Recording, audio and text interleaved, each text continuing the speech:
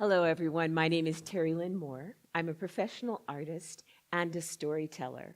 My father was a storyteller before me, and his mother, my grandmother, was a storyteller as well.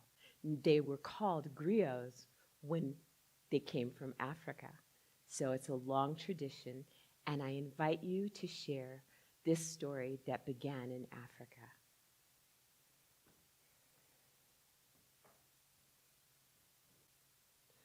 They say that long ago in Africa, some of the people knew magic, and they could fly up on the air like blackbirds, their big black wings flying shiny up above in the blue skies up there.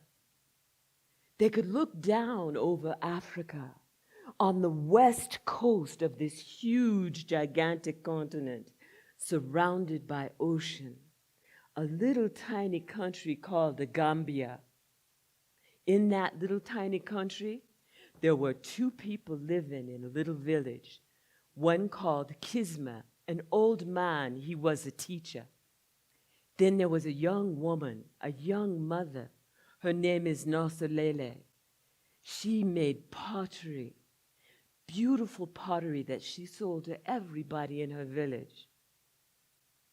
But then came the slave ships up the west coast of Africa, and the raiders got off of the ships and ran into the village. They caught Kisma. They caught Nasalele. They tied them up, threw them on the ground. Finally, they put them in a line with all the other people that they had captured, and they took them to the slave ships. They put them deep, deep in the belly of the slave ship, one tied up next to the other. They couldn't move. They couldn't breathe. The air was foul with the stench of human fear. They went across the ocean, deep in the bowels of the ship. They went to America. When they got to the landing port, they were roughly taken up the steps of the ship.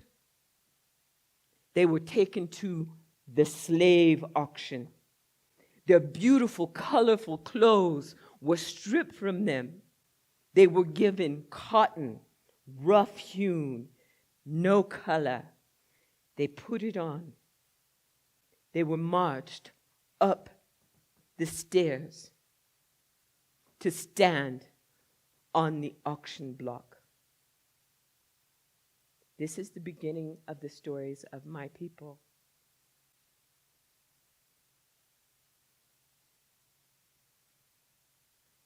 It is one of many stories that I would love to share with you.